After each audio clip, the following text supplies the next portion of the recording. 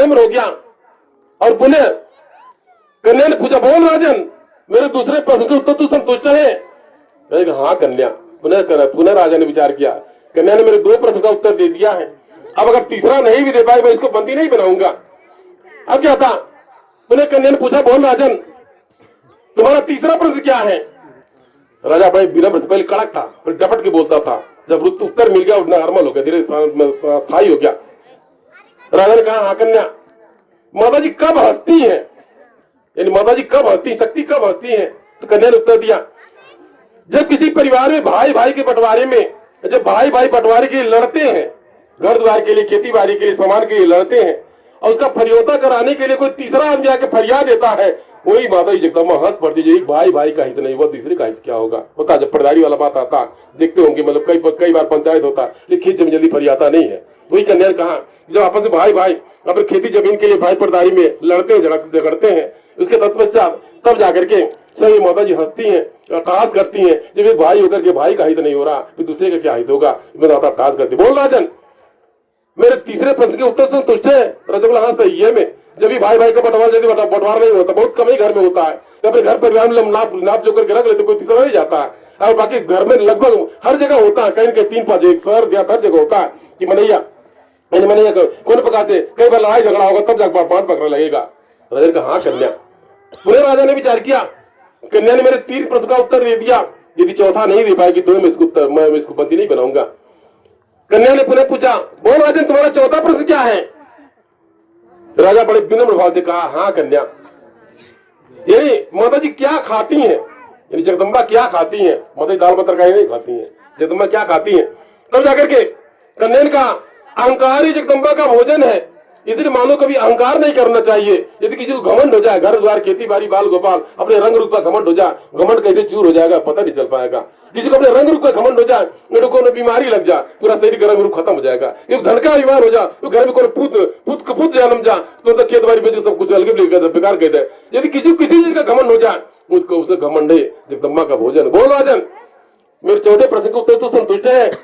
राजन ने कहा, हाँ कन्या, सचमुच में मानो कि भी किसी का अहंकार नहीं करना चाहिए। आप कभी अहंकार नहीं करिए, किसी बात का अहंकार, सब जगदम्बा का, शक्ति का। ये कुछ अपना कुछ नहीं है, ये कहने के लिए हमारा घर, हमारा परिवार, हमारा शरीर अपना, बोली अपना नहीं, अपना शरीर अपना नहीं है, अपना कुछ नहीं है। अपना क्या है? आप जो आपने जो अच्छा कर्म किया वही आपका अपना है। चले जाने के बाद वही आपका कर्म ही याद किया रहेगा। आपके घर परिवार का अच्छा महान बन गया, वही आपका अपना है। आज जितने भी संत महात्मा महापुरुष हैं, उनका नाम आप जानते हैं, तो फिर बहुत बड़ी महानता है। उन्होंने अच्छा कुछ कर्म किया, वही अमर है, वो नाम अमर है। शरीर नहीं है लेकिन नाम अमर है। इस तरीके से कहने के तात्पर्य पुनः जगदम्बा ने पूछा, कन्या ने पूछा, बोल राजन, मेरे चौथे प्रश्न के उत्तर तू संतुष्ट है? कन्या ने कहा, राजन कहा, हाँ कन्या। अब क्या था? राजा बिल्कुल विनम्र हो गया और मन ही मन विचार करने का, हो नहीं माता जी मेरे प्रश्न का उत्तर देने के लिए आई है। मन में आता उसका चरण स्पर्श कर ले, लेकिन राजा के अहंकार में वो चरण स्पर्श कैसे करे?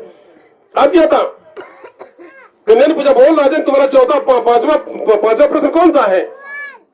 राजा बड़े विनम्र भाव से कहा, हाँ कन्या, मेरा 5वां प्रश्न, सुख शांति कैसे प्राप्त हो सकता है? अब क्या था? कन्या आसन पर बैठी थी, राजा के प्रश्न का उत्तर दे रही थी, वार्ता कर रही थी। कन्या ने आदेश दिया, 4 सैनिक सिपाही आओ और राजा के मुकुट और तख्तो ताज को ले किसी गंदे नाली कूड़े करके डाल आओ।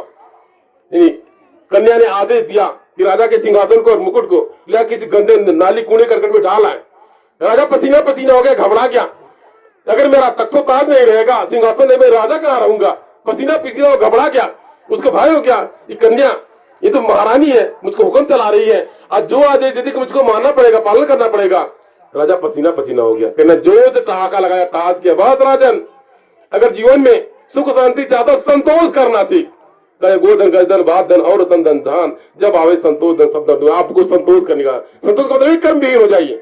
आप कर्म को करते हुए आपके भाग कर्म में टूटा हुआ छुपाइए, आप कर्म कीजिए, बच्चों को शिक्षा दिए, संस्कार दिए, आगे बढ़ाए, आप बाल गोपाल आगे बढ़ेंगे, आपको दुख गरीबी खत्म हो जाएगा। यानी कुछ देख जो आपके भाग कर्म में संतोष कीजिए, अपने कर्म को करते हुए संतोष कीजिए, आप विचलित न दुखी न होइए। अब कहना पूछा, बोल राजन, तुम मेरे 5वें प्रश्न के उत्तर से संतुष्ट है? राजा ने कहा, हाँ कन्या। राजा डिट्टो हो गया, कंफर्म हो गया, ये कन्या माता जी जगदम्बा है। माता जी को लगे कि राजा मुझे पहचान गया है। अब क्या था? कन्या वो तो माता जी जगदम्बा थी। राजा के दरबार मंदिर तक गई और अंदर ध्यान हो गई। राजा सोचता कि मैं माता जी के चरण पकड़ लूं, माता पटक दूं, माता टेक दूं। जब देखा कन्या अंतर ध्यान हो गई, कंफर्म हो गया कि माता जी हैं, जगदम्बा है। बारंबार स्वयं जो है यानी राजा नतमस्तक होने लगा, प्रणाम करने लगा, पश्चाताप करने लगा, माता से मैंने इतना वार्ता किया, हमको ऐसा नहीं करना चाहिए। आकाशवाणी हुआ, जाओ तुम्हारे भाग में इतना ही था, मैंने तेरे प्रश्न का उत्तर दे दिया। राजा अपने कामकाज में लग गया। तो कहने का तात्पर्य था, आप दुखी हैं या सुखी हैं, आप विचलित न हो, भटकिए न। जीवन में हर किसी को सहारा चाहिए, मार्गदर्शन चाहिए।